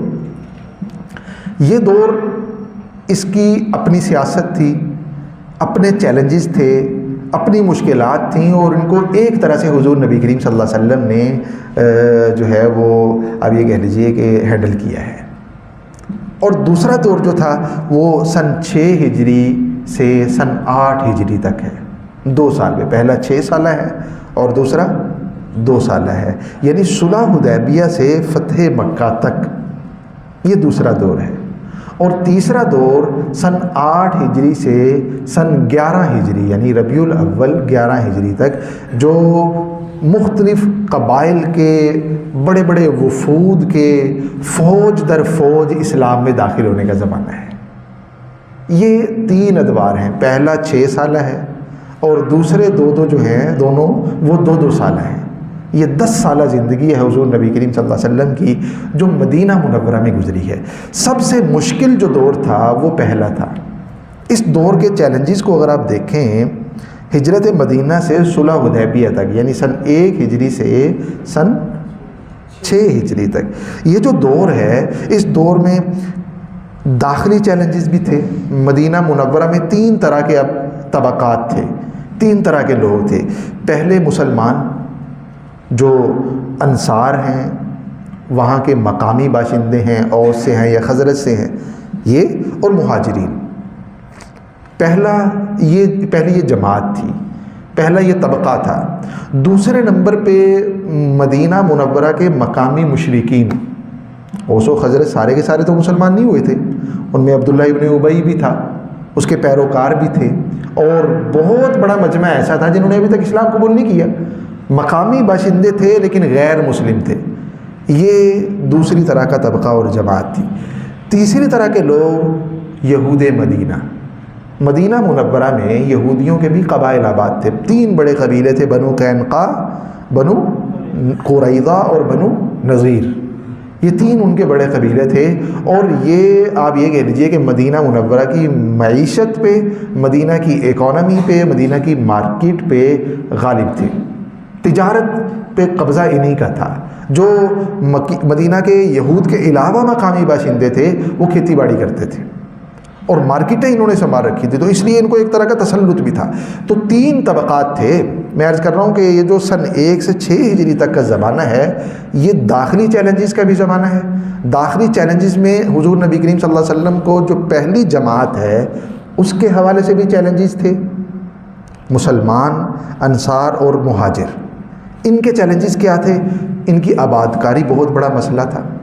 جو مہاجرین کی جماعتیں آ رہی ہیں مکہ میں، اپنے گھر بار مال بچے سب کچھ چھوڑ کے ان کو یہاں کیسے آباد کریں گے؟ اور پھر جو انصار صحابہ کرام رضی اللہ عنہم ہیں ان کے رشتہ دار ہیں جو ابھی تک غیر مسلم ہیں، مسلمان غیر مسلم، ان کے تعلقات ہیں، ان کو کس نہج پہ لے جایا جائے گا؟ مسلمانوں کے حوالے سے چیلنجز تھے۔ دوسرے نمبر پہ جو غیر مسلم ہیں اوس اور خزرج کے، ان کے حوالے سے چیلنج یہ تھا کہ آپ جانتے ہیں اوس اور خزرج کی لڑائیاں چلتی رہتی تھی۔ حضور نبی کریم صلی اللہ علیہ وسلم کی ہجرت سے پہلے انہوں نے یہ طے کر لیا تھا کہ اب ہم نے لڑائی نہیں کرنی، لیکن طے کرنے کے باوجود بھی لڑائیاں نہیں رک رہی تھیں۔ اس بات پہ متفق ہوئے کہ ہم اپنا کوئی مشترکہ سردار بناتے ہیں، اس کی سرداری میں ہم سارے یکجان ہو جائیں گے، جیسے سردار کہیں گے ہم ویسے کریں گے۔ ہم مشترکہ مشاورت سے ایک سردار بنا لیتے ہیں۔ وہ سرداری عبداللہ ابن ابی کے حصے میں آئی تھی۔ یہ جو منافق بنا ہے اس کی منافقت کی وجوہات میں سے بہت بڑی وجہ یہ ہے کہ حضور نبی کریم صلی اللہ علیہ وسلم کے تشریف آوری سے وہ سرداری جو عبداللہ ابن ابی کو ملنے والی تھی، وہ سیاسی قیادت جو عبداللہ ابن ابی کو ملنے والی تھی، وہ اسے محروم ہو گیا تھا۔ اور یہ مدینہ منورہ کے جو غیر مسلم مشرک لوگ تھے ان کا سربراہ بن گیا تھا۔ یعنی یہ مسلمانوں کی سربراہی حضور نبی کریم صلی اللہ علیہ وسلم اندر کھاتا، ظاہری طور پہ نہیں تھا، وہ ظاہری طور پہ تو وہ کہتا تھا ٹھیک ہے جی سب کچھ، اپنے آپ کو مسلمان بھی کہتا تھا، لیکن آپ جانتے ہیں وہ منافق تھا، اور قرآن نے اس کے نفاق کو بیان کیا ہے۔ لیکن یہ چیلنج تو تھا، حضور نبی کریم صلی اللہ علیہ وسلم کو حکم ہوا تھا عبداللہ ابن ابی اور اس کی جماعت کے بارے میں کہ جاہدہم بہ جہادا کبیرا، ان کے ساتھ آپ کھلم کھلا بڑا جہاد کیجئے، لیکن آپ کبھی بھی نہیں دیکھیں گے کہ حضور نبی کریم صلی اللہ علیہ وسلم نے منافقین کے خلاف تلوار اٹھائی ہو. کبھی ایک واقعہ بھی آپ کو نظر نہیں آئے گا. بلکہ بعض صحابہ کرام نے اجازت مانگی، آپ نے منع فرمایا. منافقین کے ساتھ جہاد کیا تھا؟ چیلنج تھا. اس کو ٹیکل کیسے کیا گیا؟ حکمت عملی سے. حضور نبی کریم صلی اللہ علیہ وسلم نے حکمت عملی کا جہاد لڑا ہے منافقین کے خلاف. یہ ایک جماعت. اور تیسرے نمبر پہ یہود مدینہ تھے. یہود جو تھے وہ حضور نبی کریم صلی اللہ علیہ وسلم کے دشمن بن گئے تھے، کیونکہ ان کو یہ تھا کہ آخری نبی یہودیوں میں سے ہوں گے، اور نبوت جو ہے وہ ان لوگوں میں سے آ گئی جن کو وہ امی سمجھتے تھے، جن کو وہ بالکل اپنا ماتحت سمجھتے تھے. تو حضور نبی کریم صلی اللہ علیہ وسلم کی مخالفت وہ بھی کر رہے تھے، اور مخالفت کا ہی نتیجہ تھا کہ ان کے قبائل کو جلاوطن کر دیا گیا تھا. بنو قریظہ نے خندق کے موقع پہ، غزوہ خندق کے موقع پہ، آپ دیکھیں گے میثاق مدینہ آج ہم پڑھیں گے، میثاق مدینہ میں یہ طے تھا کہ جب باہر سے کوئی دشمن مدینہ پہ حملہ آور ہوگا تو مدینہ کے جتنے قبائل ہیں، جتنی بھی اکائیاں ہیں، چاہے وہ مسلمان ہیں، غیر مسلم ہیں، یہود ہیں، کوئی بھی ہیں، جو اس میثاق کا حصہ بننے جا رہے ہیں، جب باہر سے کوئی دشمن حملہ آور ہوگا تو سارے مل کے اس کا مقابلہ کریں گے، اور جو جنگی اخراجات ہوں گے وہ سب پہ برابر تقسیم ہوں گے. جب خندق میں مشرکین 10,000 کا لشکر لے کے آئے تو بنو قریظہ نے کہا کہ یہ موقع ہے مسلمانوں سے جان چھڑانے کا، اور بجائے حضور نبی کریم صلی اللہ علیہ وسلم مسلمانوں کا ساتھ دینے کے، یعنی مدینہ منورہ ایک ریاست تھی، اور اس ریاست کے جو رٹ تھی اس کو چیلنج کیا گیا تھا، اور بجائے یہ کہ اس چیلنج کا مل کے مقابلہ کرنے کے، انہوں نے دوسری پارٹی کا ساتھ دیا، بنو قریظہ والوں نے، اور وہ مشرکین کے ساتھ مل گئے. اور جب اللہ رب العزت نے احزاب کو، ان لشکروں کو ناکام اور نامراد واپس لوٹا دیا تو بنو قریظہ والوں کا حساب ہوا. اور پھر حضور نبی کریم صلی اللہ علیہ وسلم نے خود بنو قریظہ والوں کی اپنی رائے کے مطابق، انہوں نے کہا کہ سعد حکم بن جائیں، سعد جو فیصلہ کر دیں گے ہمیں منظور ہے. سعد نے کہا کہ ان کے جو جنگجو ہیں ان سب کو قتل کر دیا جائے، جو ان کے جنگجو ہیں سب کو قتل کر دیا گیا. تو یہ بنو قریظہ والے جو تھے، یہ پہلے دن سے آخری دن تک، جب تک جلاوطن، ایون کہ جلاوطنی کے بعد بھی جب یہ خیبر چلے گئے تو وہاں سے بھی انہوں نے دشمنی جاری رکھی، اور خیبر میں جب تک مرحب قتل نہیں ہو گیا، حضرت علی رضی اللہ تعالیٰ عنہ نے اس دروازے کو توڑ نہیں دیا، ان قلعوں کو فتح نہیں کر لیا، اس وقت تک ان کی سازشیں جاری رہیں. تو خیر میں عرض کر رہا ہوں کہ چیلنجز یہ نہیں تھا کہ ہجرت ہو گئی اور چیلنج ختم ہو گئے، یہاں اپنی طرح کے چیلنجز تھے. تینوں طبقات کے حوالے سے حضور نبی کریم صلی اللہ علیہ وسلم نے جو پہلا طبقہ تھا، یعنی مہاجرین اور انصار، ان کے مسائل کو حل کرنے کے لیے اس وقت کا بالکل انوکھا تصور پیش کیا مواخات کا. اس سے پہلے عربوں کو مواخات کا پتہ نہیں تھا. حضور نبی کریم صلی اللہ علیہ وسلم نے کمال تدبر سے، حکمت عملی سے، کمال بصیرت سے آپ نے یہ فیصلہ کیا کہ جو مہاجرین آ رہے ہیں ہجرت کر کے، وہ انصار کے بھائی بن جائیں گے. اور بھائی بھی صرف زبانی کلامی نہیں، بلکہ انتقال کے بعد وراثت میں بھی شریک ہوں گے. جو قرابت دار ہیں ان کو وراثت نہیں ملے گی، یہ جو بھائی بن جائیں گے مہاجرین، یہی وراثت میں حصے دار ہوں گے. غزوہ بدر تک یہ والا حکم باقی رہا، غزوہ بدر کے بعد یہ حکم منسوخ ہو گیا. لیکن اور یہ جو حکم آیا تھا یہ انصار کی چاہت پہ آیا تھا. انصار کے دل اتنے تڑپ رہے تھے اپنے مہاجرین بھائیوں کے لیے، وہ چاہتے تھے کہ اپنا سب کچھ قربان کر دیں. آپ دیکھیں حضرت عبد الرحمن بن عوف رضی اللہ عنہ کو بھائی بنایا گیا تھا حضرت سعد کا، سعد بن الربیع. بہت سے سعد حضرات صحابہ کرام مشہور ہیں، سعد بن عبادہ، سعد بن معاذ، یہ سعد بن الربیع تھے، اور بڑے مالدار صحابی تھے، انصاری تھے.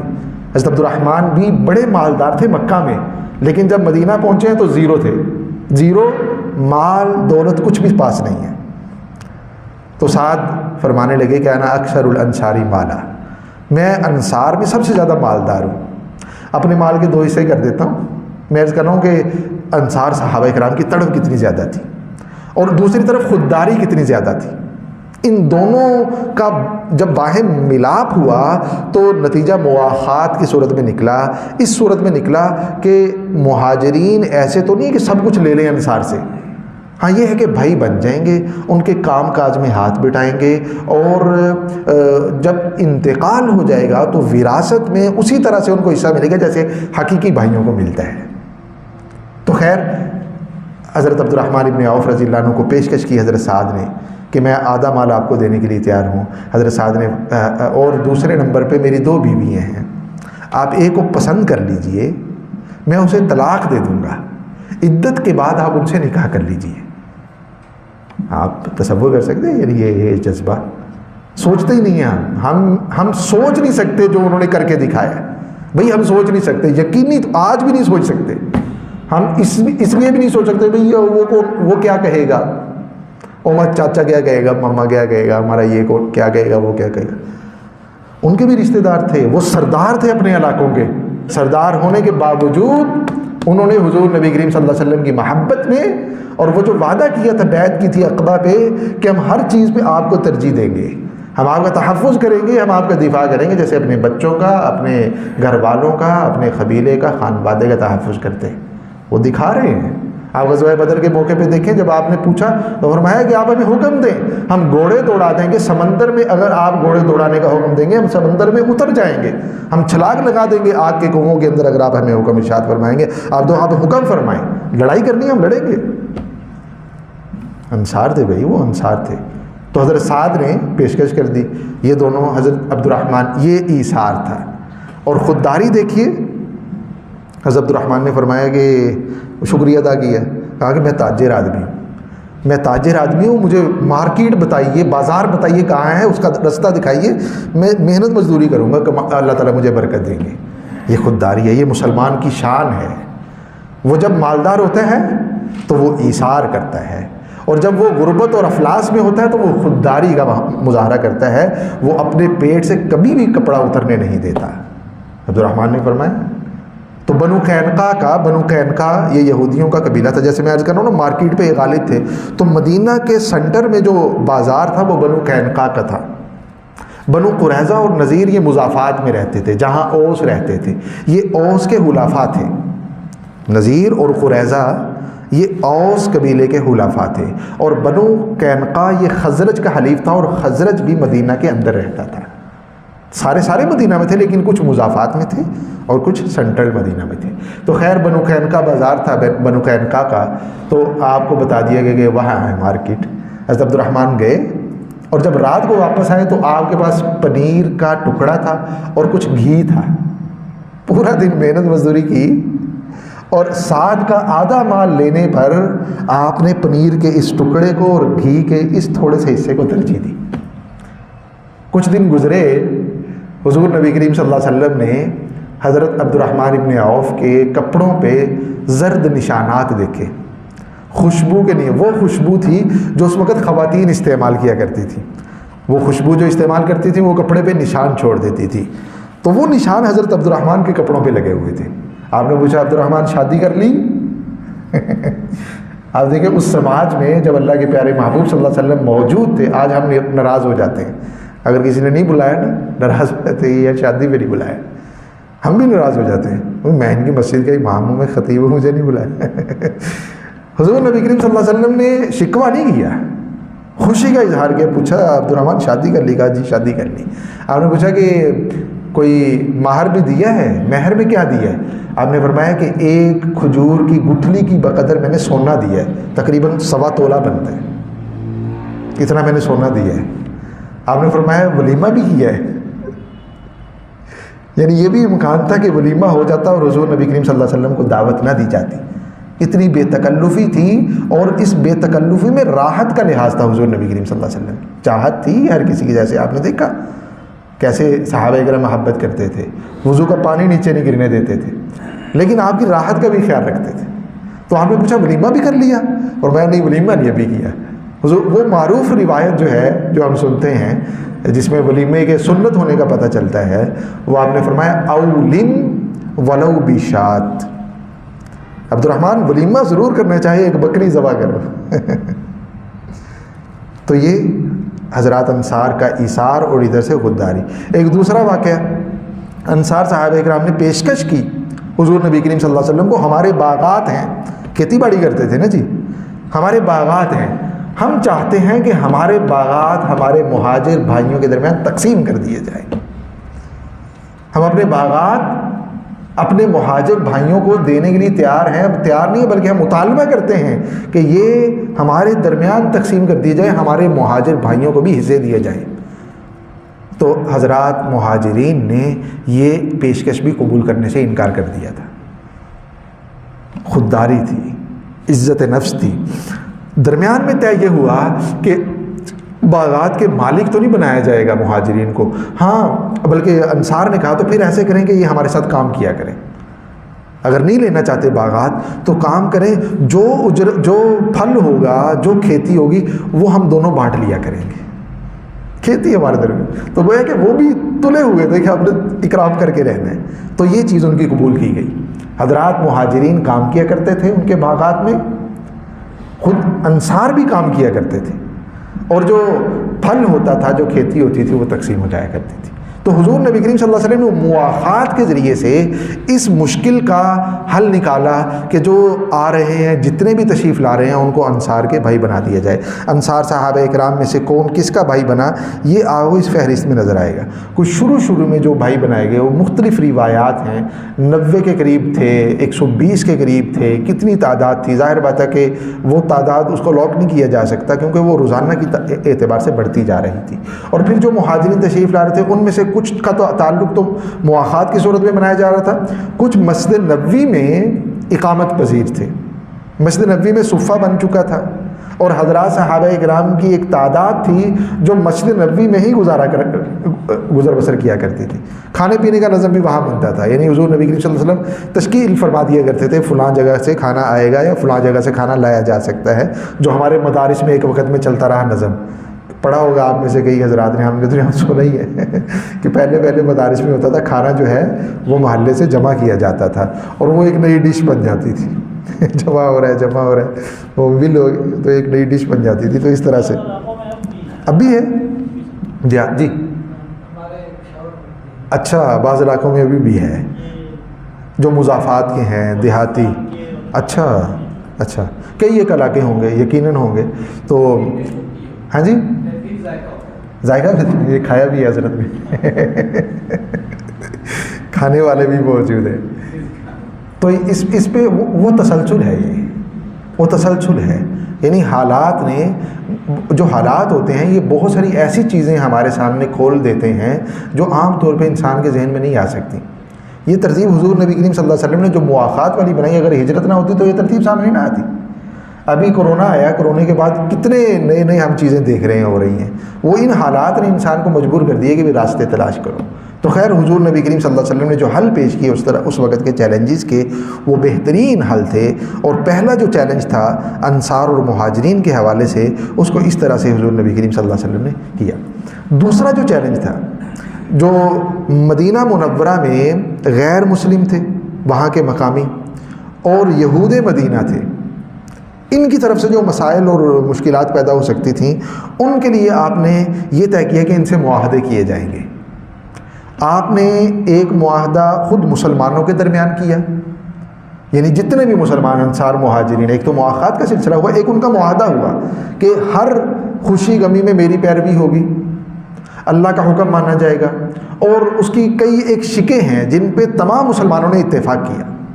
اور دوسرا جو معاہدہ ہوا وہ مدینہ منورہ کے جو غیر مسلم قبائل تھے ان کے ساتھ ہوا، مسلمانوں اور غیر مسلم قبائل کے درمیان، اور مسلمانوں کو اتھارٹی حاصل تھی، جو حاکمیت ہے وہ مسلمانوں کو حاصل تھی۔ اور وہ جو معاہدہ، بڑا معاہدہ ہوا جو تاریخ میں میثاق مدینہ کے نام سے جانا جاتا ہے۔ کہا جاتا ہے کہ تاریخ انسانی کا، ہمارے بہت بڑے اسکالر گزرے ہیں، ڈاکٹر محمد حمید اللہ، اور ہماری اسلام یونیورسٹی کے پریزیڈنٹ تھے ڈاکٹر محمود احمد غازی صاحب رحمہ اللہ، دونوں حضرات کا انتقال ہو گیا۔ یہ کہا کرتے تھے، فرمایا کرتے تھے، ان کی کتابوں میں موجود ہیں یہ باتیں، کہ تاریخ انسانی کا سب سے پہلا تحریری دستور، سب سے پہلا چارٹر وہ میثاق مدینہ ہے۔ میثاق مدینہ سے 1400 سال پہلے کی بات ہے یہ والی، یعنی اس سماج میں اور یہ سماج اگر آپ جزیرہ عرب کو دیکھیں تو وہ بکھرا ہوا سماج تھا، وہ تو تنکوں کی مانت تھے، وہاں مرکزیت نہیں تھی، وہاں اتحاد نہیں تھا۔ نہ صرف یہ کہ مکہ میں بلکہ مدینہ میں بھی لڑائی جھگڑا ہی تھا۔ اوس اور خزرج یہ جنگوں کا استعارہ تھے۔ جنگ بعاث ابھی ختم ہوئی تھی، سن 11 نبوی میں شروع ہوئی اور ابھی ہجرت سے پہلے ختم ہوئی تھی، اور اسی جنگ نے ان کو اتنا کھوکھلا کر دیا تھا کہ کسی ایک سردار پہ جمع ہونے پہ یہ آگے تھے، ورنہ تو یہ آتے ہی نہیں تھے۔ تو اور سردار بھی عبداللہ ابن ابی پہ متفق ہونے کے قریب ہو چکے تھے، متفق ہو چکے تھے تقریباً۔ تاج پوشی ہمارے حضرت مولانا زاہد الراشدی صاحب دامت برکاتہم فرمایا کرتے ہیں کہ سب کچھ ہو گیا تھا، بس تاج پوشی رہ گئی تھی۔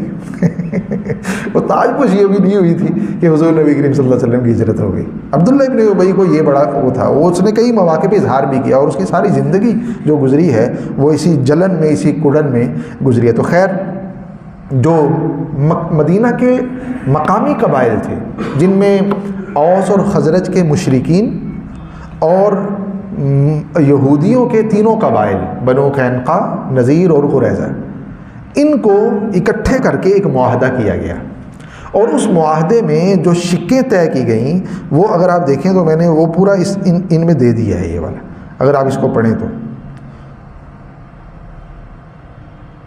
یعنی وہ معاہدہ جو تھا وہ کن کے درمیان تھا وہ بھی لکھا ہوا ہے اس میں، اس معاہدے کا حصہ تھا یہ معاہدہ محمد الرسول اللہ، مسلمانوں جو قریش سے آئے ہیں یا مدینہ کے اپنے آبائی رہنے والے ہیں ان کے، مدینہ کے یہودی اور مدینہ کے نصرانی بھی تھے۔ آپ جانتے ہیں کہ جزیرہ عرب میں عیسائی بھی موجود تھے، نجران پورے کا پورا عیسائی تھا۔ یہ جو یمن ہے، میں نے عرض کیا تھا کہ ابرہا جہاں سے آیا تھا یہ بھی عیسائی علاقہ تھا، تو یہاں عیسائیوں کی بڑی آبادیاں تھیں، تو مدینہ میں بھی کچھ عیسائی رہا کرتے تھے۔ جو بھی مذہب کے پیروکار ہیں وہ سارے فریق ہوں گے، ان سب کے درمیان یہ معاہدہ ہوگا، اور اس معاہدے کی بڑی بڑی جو دفعات تھیں ان میں ایک یہ تھی کہ جو بھی فیصلہ ہوگا اس میں اتھارٹی جناب نبی کریم صلی اللہ علیہ وسلم کی ذات گرامی ہوگی۔ تو گویا کہ وہ جو ریاست قائم کی گئی اس میں سربراہی جناب نبی کریم صلی اللہ علیہ وسلم کی تسلیم کر لی گئی، اور یہ سربراہی نہ صرف مسلمانوں کے ہاں تسلیم شدہ تھی بلکہ یہودیوں، مشرکین، عیسائیوں، جتنے طبقات سٹیک ہولڈرز وہاں موجود تھے سب کے ہاں تسلیم شدہ تھی۔ اور یہی وجہ ہے کہ حضور نبی کریم صلی اللہ علیہ وسلم نے بطور سربراہ کے اگر ایک فیصلہ کر دیا تو اس کو ماننا قانونی اور آئینی طور پہ ہر ایک کی ذمہ داری ہوتی تھی۔ بنو قریظہ نے اگر جنگ میں مخالفت کی ہے تو اب سربراہ کی ذمہ داری ہے کہ اس جنگی خلاف ورزی پہ ان کو سزا دی جائے۔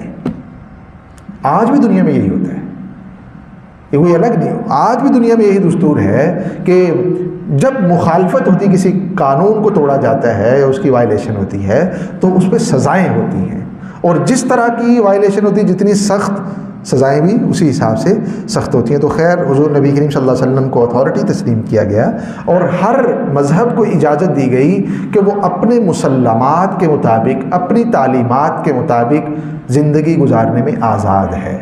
یہودیوں پہ یہ پابندی نہیں تھی کہ وہ قرآن کو مانیں، وہ حضور نبی کریم صلی اللہ علیہ وسلم بطور دین جو چیزیں عنایت فرما رہے ہیں ان کو نہیں، بالکل پابندی نہیں تھی۔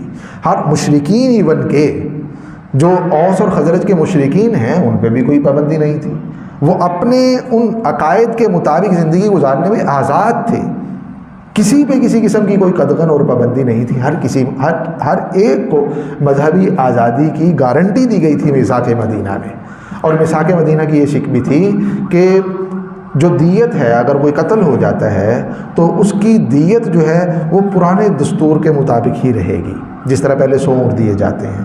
ہاں، اگر کسی مسلمان کو کسی نے ناحق قتل کیا تو اسے قصاص لیا جائے گا، انسان کے بدلے میں انسان ہوگا، جان کے بدلے میں جان لی جائے گی۔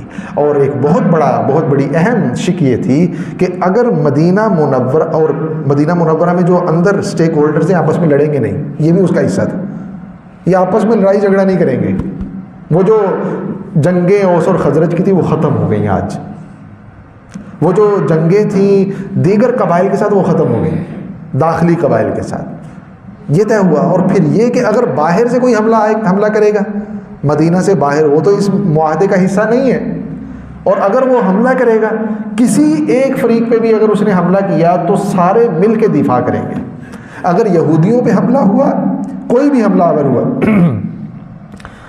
تو یہودی آئے بھی مدینہ میں اس لیے تھے کہ ان پہ فلسطین میں حملے ہوئے تھے، یہ خانہ بدوشی کی زندگی گزارتے گزارتے یہاں ان علاقوں میں آگے آباد ہو گئے تھے۔ رومیوں نے ان کو مارا تھا، رومی عیسائی مذہب کے پیروکار تھے، تو آج یہ طے ہو گیا کہ اگر کسی بھی فریق پہ حملہ ہوا تو سارے مل کے دفاع کریں گے، اور چاہے وہ حملہ یہودیوں پہ ہو، چاہے وہ مشرکین اوس اور خزرج پہ ہو، چاہے وہ مسلمانوں پہ ہو۔ یہ واضح طور پہ اس میثاق کا حصہ تھا، اور اس کی وائلیشن ہوئی غزوہ احزاب میں، اور جس کی وجہ سے سزائیں دی گئیں۔ تو خیر میں عرض کر رہا تھا کہ جو دوسرا فریق تھا، دوسری مشکل تھی، ان کو اس طریقے سے حضور نبی کریم صلی اللہ علیہ وسلم نے اس پہ قابو پایا۔ تیسرے نمبر پہ جو دیگر باہر کے قبائل تھے اور مدینہ منورہ سے باہر سے جو مشکلات تھیں، ان کے لیے حضور نبی کریم صلی اللہ علیہ وسلم نے جو مضافات میں رہنے والے قبائل تھے ان سے معاہدے شروع کر دیے۔ یعنی یہ معاہدہ جو ہوا مدینہ منورہ کے مقامی لوگوں کے درمیان ہوا، جتنے بھی سٹیک ہولڈرز تھے، اور اس کے بعد حضور نبی کریم صلی اللہ علیہ وسلم جب ایک مرکزیت عطا کر چکے مدینہ کو، شہر کو، تو آپ نے مدینہ کے قرب و جوار میں جو قبائل تھے ان کی طرف اس طرح کے وفود بھیجنے شروع کر دیے، اور کئی ایک معاہدے ہوئے جن کا آپ ایک کتاب پڑھیں اگر ڈاکٹر حمید اللہ صاحب کی الوثائق السیاسیہ کے نام سے، عربی میں انہوں نے لکھی اور پھر اس کا اردو میں بھی ترجمہ ہو گیا، رسول اللہ صلی اللہ علیہ وسلم کے سیاسی وثیقہ جات، اچھی خاصی ضخیم کتاب ہے۔ اس کتاب میں انہوں نے ان تمام معاہدوں کا تذکرہ کیا ہے جو ان تک پہنچے ہیں، اور حضور نبی کریم صلی اللہ علیہ وسلم نے اپنے مدنی دور میں مختلف قبائل کے ساتھ کیے، وہ تمام معاہدے انہوں نے جمع کر دیے، اور ان معاہدوں کی دفعات میثاق مدینہ کی تقریباً کچھ 60 سے زیادہ دفعات کا انہوں نے تذکرہ کیا ہے۔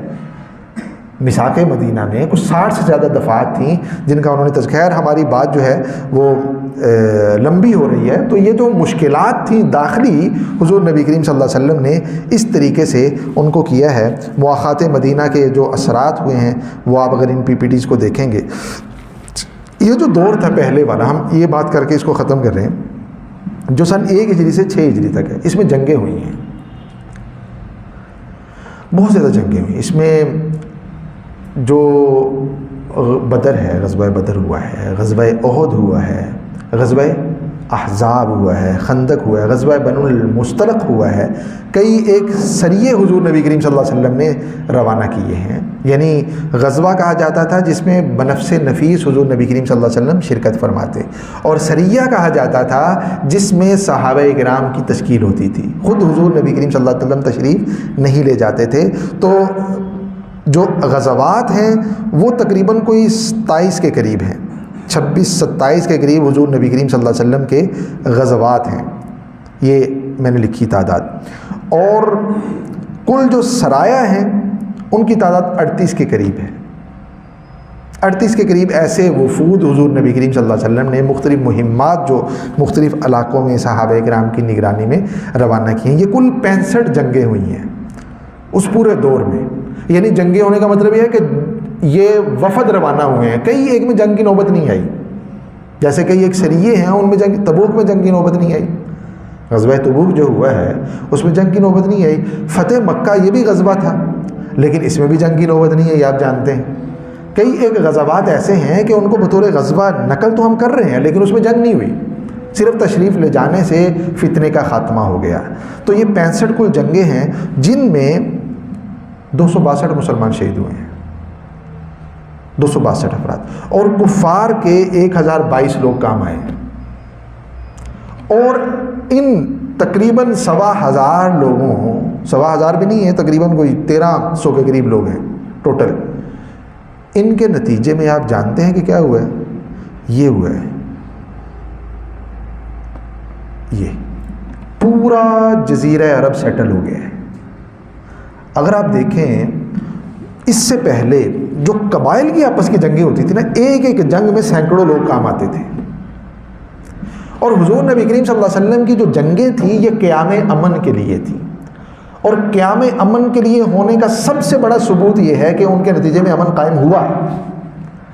جزیرہ عرب نے کبھی امن نہیں دیکھا تھا، ہمیشہ یہ جلتا رہتا تھا، ہمیشہ ابلتا رہتا تھا، ہمیشہ پکتا رہتا تھا۔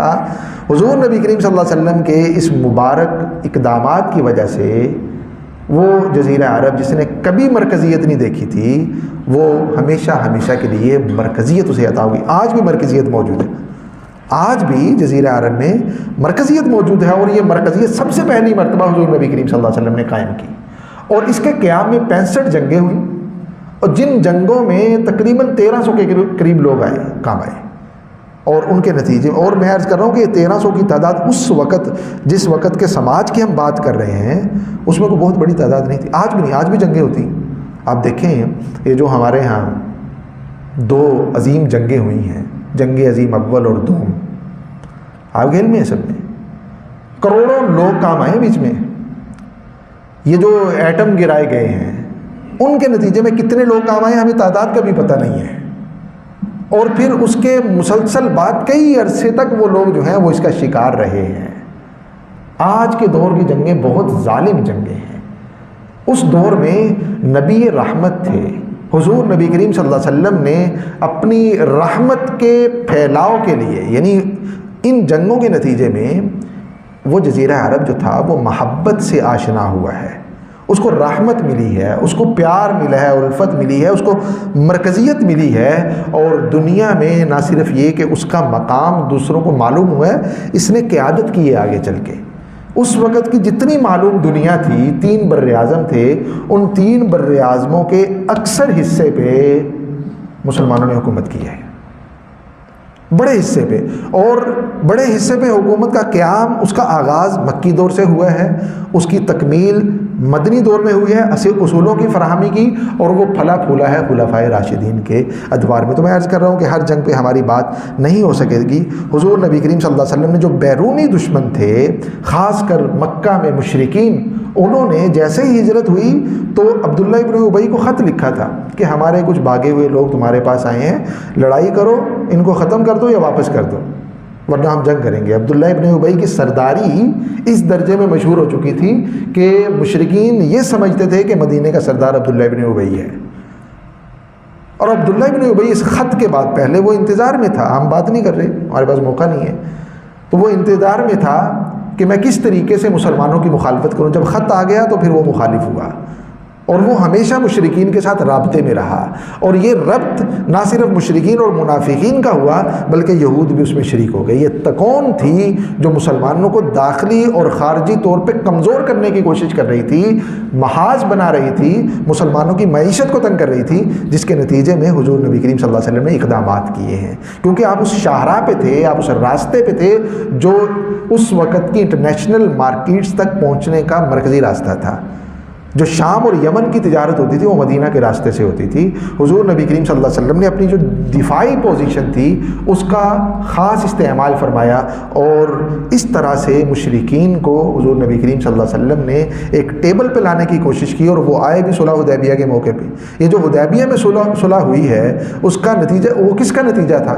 یہ انہی حضور نبی کریم صلی اللہ علیہ وسلم کے مبارک اقدامات کا نتیجہ تھا، جن کے نتیجے میں مشرکین نے مسلمانوں کی حقیقت کو تسلیم کیا، اور وہ اس بات پہ آئے کہ ہاں مسلمان اس وقت کی ایک بڑی حقیقت ہیں، انہیں نظر انداز کر کے جزیرہ عرب میں نہیں جیا جا سکتا۔ خود مشرکین نے پیشکش کی صلح حدیبیہ کی، جب آپ عمرے کے لیے تشریف لے گئے تھے، صلح حدیبیہ ہوئی، انا فتحنا لک فتح مبینہ، یہ فتح مبین تھی، اور فتح مبین ہونے کی سب سے بڑی دلیل یہ ہے کہ حضور نبی کریم صلی اللہ علیہ وسلم کی دعوت حدیبیہ کے بعد جتنی پھیلی ہے اتنی گزشتہ 20 سالوں میں نہیں پھیلی۔ اسلام کے پھیلاؤ کے لیے سازگار ماحول، امن اور سکون بہت ضروری ہے۔ دلیل کے میدان میں اسلام کبھی بھی مغلوب نہیں رہا، نہ آج مغلوب ہے۔ دلیل کے میدان میں اسلام ہمیشہ غالب رہا، آج بھی غالب ہے، صرف اور صرف مغلوبیت ہمیں نظر آتی ہے کیوں ہم ماحول اس طرح کا نہیں بنا پاتے جس میں اسلام پھیلتے ہیں۔ ہم کہتے ہیں کہ جدل اور جدال میں پھیلتا ہے، نہیں، اب سازگار ماحول چھوڑ دیں، گفتگو کا ماحول بنائیں، اسلام اپنی حقانیت خود اپنے طور پہ ثابت کر لے گا۔ وہی ہوا، جب سیٹلڈ ہوگی ہر چیز تو مشرکین خود، آپ دیکھیں خالد بن الولید رضی اللہ عنہ صلح حدیبیہ کے بعد مسلمان ہوئے ہیں۔ صلح حدیبیہ سے پہلے ان کے ذہن میں جنگیں سوار رہی ہیں، کیونکہ وہ سپہ سالار تھے مشرکین کے۔ عمرو بن عاص صلح حدیبیہ کے بعد مسلمان ہوئے ہیں، کیوں؟ اس سے پہلے ان کے ذہن پہ وہ سیاست سوار رہی ہے کہ مسلمانوں کو کس طرح سے کمزور کرنا ہے۔ بڑے بڑے جو نام تھے مشرکین کے وہ صلح حدیبیہ کے بعد مسلمان ہوئے، اور پھر حضور نبی کریم صلی اللہ علیہ وسلم نے اس امن اور امان کا فائدہ اس طرح سے اٹھایا کہ اس وقت کی جو بڑی بڑی سلطنتیں تھیں ان کو مخاطب کیا، اپنے خطوط بھیجے۔ آپ دیکھیں آپ کے دعوتی خطوط جو ہیں وہ اس وقت کے بڑے بڑے فرمان رواؤں کے پاس پہنچے ہیں۔ دو بڑی سلطنتیں تھیں، ایک رومن امپائر اور ایک پرشین امپائر، کیسر اور کسرا۔ ان دونوں کو حضور نبی کریم صلی اللہ علیہ وسلم نے نہ صرف مخاطب کیا بلکہ ان کے ساتھ ساتھ یمن، عمان، بحرین، یمامہ، حبشہ، مدائن، حوران، غساسینہ، آل غسان، ان سب کو خطوط بھیجے۔ ابھی اگر چارٹ دیکھیں گے اس میں آپ کو ان بادشاہوں کا تذکرہ بھی ملے گا اور ان قاصدوں کا تذکرہ بھی ملے گا جن کو حضور نبی کریم صلی اللہ علیہ وسلم نے خطوط دے کے روانہ کیا تھا۔ روم کی طرف کن کو بھیجا، ایران کی طرف کن کو بھیجا، عمان کن کو بھیجا، یہ حضرات صحابہ کرام، یہ ان علاقوں کے اندر اسلام کا پیغام پہنچ گیا۔ بادشاہوں کے دربار، دیکھیں بادشاہ کے دربار میں جب پیغام پہنچ گیا تو مطلب یہ ہے کہ شہروں میں، عام رعایا میں لوگوں تک بھی پیغام پہنچ گیا۔ اور اسی پیغام پہنچنے کا نتیجہ تھا کہ جب فتح مکہ ہوا، فتح مکہ کے اپنے اسباب ہیں، جو حلیف قبائل تھے ان قبائل میں سے جب بنو بکر قبیلے پہ خزاعہ والوں نے حملہ کیا، آپ جانتے ہیں نا صلح حدیبیہ میں یہ بھی طے ہوا تھا کہ جو مسلمانوں اور قریش کے علاوہ قبائل ہیں، یہ فریق قریش اور مسلمان تھے، تو ان دو کے علاوہ جو قبائل عرب ہیں وہ جن کے ساتھ بھی حلیف بننا چاہیں انہیں اجازت ہوگی۔ بنو خزاعہ بڑا قبیلہ تھا، انہوں نے مشرکین کے ساتھ یہ حلیف بن گئے، یہ ان کے ساتھ شریک ہو گئے، اور بنو بکر والے جو تھے یہ حضور نبی کریم صلی اللہ علیہ وسلم کے حلیف بن گئے۔ یہ دونوں الگ الگ حلیف کیوں بنے؟ کیونکہ خزاعہ اور بنو بکر ان کی جنگیں چلتی تھیں، یہ دونوں ایک حلیف بن ہی نہیں سکتے تھے۔ ہوا یہ کہ جب معاہدہ ہو گیا، سال گزر گیا، تو بنو خزاعہ والوں نے بنو بکر پہ حملہ کیا، اور اس حملے کی پشت پناہی کی مشرکین مکہ نے، کچھ سرداروں نے۔ تو یہ وہ موقع بنا، وہ سبب بنا جس کی بنیاد پہ مکہ فتح ہوا۔ حضور نبی کریم صلی اللہ علیہ وسلم نے کہا کہ جو بنو بکر والوں کا تاوان دینا پڑے گا، جتنے لوگ مارے ہیں ان کا قصاص لیں گے۔ بنو خزاعہ والے اس پہ نہیں آئے، تو حضور نبی کریم صلی اللہ علیہ وسلم نے صحابہ کرام کو حکم ارشاد فرمایا کہ نکلو مکہ کی طرف۔ 10,000 کا لشکر لے کے نکلے، اور 10,000 کا جب لشکر لے کے نکلے ہیں، تکبیر کی صداؤں کے ساتھ حضرات داخل ہوئے ہیں مکہ مکرمہ میں۔ حضور نبی کریم صلی اللہ علیہ وسلم نے جمع کیا ہے سب کو، سارے بیت اللہ میں جمع ہو جاؤ۔ یہ وہ بیت اللہ ہے جہاں 360 بت رکھے ہوئے ہیں۔ صحابہ اکرام کے ہاتھوں میں تلواریں ہیں، ہاتھوں میں نیزے ہیں، اور جس بت پہ بس چل رہا ہے اس کو زمین پہ گرا رہے ہیں۔ جاء الحق وزهق الباطل ان الباطل کان زہوقا، یہ ہر ایک کی زبان پہ صدا ہے۔ اور حضور نبی کریم صلی اللہ علیہ وسلم طواف فرما رہے ہیں بیت اللہ کو ان بتوں سے جن بتوں نے بیت اللہ کو ناپاک کیا ہوا تھا، جن بتوں کی گندگی سے برسہ برس تک بیت اللہ جو ہے وہ تعفن کا شکار رہا تھا۔ حضور نبی کریم صلی اللہ علیہ وسلم کے حضرات صحابہ اکرام نے ایک ایک بت کو پاش کر دیا۔ حضرت بلال رضی اللہ تعالیٰ عنہ کو بیت اللہ کی چھت پہ چڑھایا، بلال چھت پہ چلے جاؤ اذان دو۔ حضرت بلال رضی اللہ، دیکھیں خادموں کو جو حقوق دیے، غلاموں کو جو حقوق دیے، غلام کو بیت اللہ کی چھت تو کیا اس کے غلاف کو ہاتھ لگانے کی اجازت نہیں تھی۔ جس جگہ پہ کوئی مشرک سردار بیٹھ گیا ہے اس جگہ پہ بیٹھنے کی اجازت نہیں تھی۔ غلام انسان نہیں سمجھا جاتا تھا اس سماج میں۔ آپ نے کہا کہ خانہ کعبہ کی چھت پہ چلے جاؤ بلال، اور بلال نے خانہ کعبہ کی چھت پہ کھڑے ہو گئے اذان دی۔ بعض روایات میں آتا ہے کہ ایک مشرک سردار وہ اپنے چہرے پہ ہاتھ رکھتے ہوئے بیت اللہ کے دروازے سے یہ کہتا ہوا نکل گیا کہ میرا باپ بڑا خوش نصیب تھا جو یہ منظر دیکھنے سے پہلے ہی فوت ہو گیا۔ جو زندہ مشرک ہے ان کو آج موت آئی ہے کہ ایک غلام بیت اللہ کی چھت پہ کھڑا ہو گیا اذان دے رہا ہے۔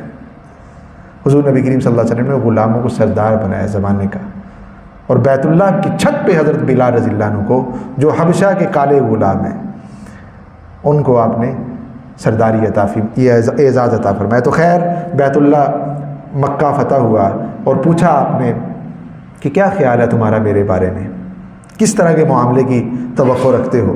مشرکین جمع ہیں بیت اللہ میں اور کہنے لگے کہ آپ بھی کریم ہیں، اعزاز و اکرام کرنے والے ہیں، اور آپ ایک کریم کے بیٹے ہیں، آپ سے کرم کی ہی توقع رکھتے ہیں۔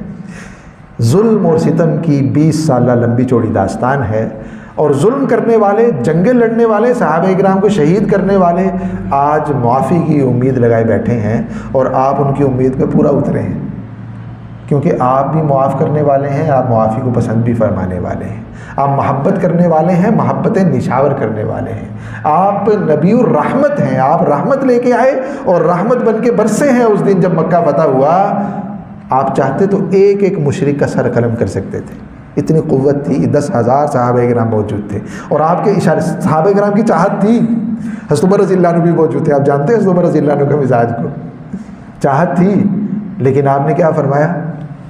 اذهبوا لا تثریب علیکم اليوم اذهبوا فانتم الطلقاء۔ آج کوئی پک نہیں، میں آج سے وہی کہوں گا جو یوسف علیہ السلام نے اپنے بھائیوں سے کہا تھا، یوسف نے اپنے بھائیوں سے جو کہا تھا، میں وہی بات آپ سے کہوں گا، چلے جاؤ، کوئی پکڑ دکڑ نہیں ہوگی، آج سے تم سارے کے سارے آزاد ہو، سب کو معاف کر دیں۔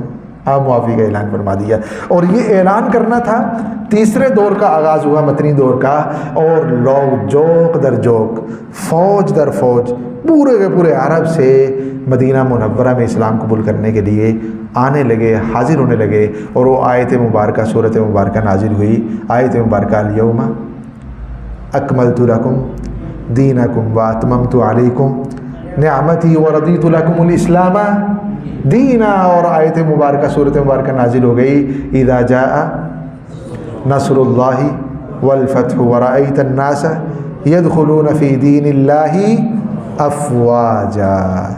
آگے والی جو آیات ہیں ان پہ انشاءاللہ ہم کوشش کریں گے کل ہماری گفتگو ہو جائے۔ تو ہم نے خلاصہ سے بیان کرنے کی کوشش کی کہ حضور نبی کریم صلی اللہ علیہ وسلم نے کن حالات میں مکہ چھوڑا، چھوڑتے وقت کیفیت کیا تھی، سفر ہجرت کیسا گزرا، مدینہ پہنچے تو چیلنجز کیسے تھے، اور کس طرح کے مشکل ترین حالات کو کس طرح حضور نبی کریم صلی اللہ علیہ وسلم نے کمال حکمت، کمال تدبر، کمال لیاقت سے ٹیکل کیا ہے، اور وہ جو مدینہ منورہ، وہ جو جزیرہ عرب دہکتی ہوئی آگ پہ جیسے اس کا پاؤں تھا، آپ نے اس کو محبت سے روشناس کیا ہے، مرکزیت عطا کی ہے، آپ نے ان کو نہ صرف یہ کہ زندگی گزارنے کا بلکہ جہاں بانی کے طریقے سکھائے ہیں حضور نبی کریم صلی اللہ علیہ وسلم نے۔ تو ہماری گفتگو یہیں ان کو ختم کرتے ہیں، ٹائم زیادہ ہو گیا ہے، کچھ آپ کے سوالات بھی لے لیتے ہیں اور کوشش کریں گے کل انشاءاللہ مدینہ منورہ میں آپ نے جو اقدامات کیے ہیں، آپ نے ریاست کو جن بنیادوں پہ تشکیل دیا ہے، اس پہ ہم تھوڑی سی بات کر سکیں۔ جی کسی کا کوئی سوال ہے کر لیں، پھر ہم سیشن ختم کریں گے۔ جی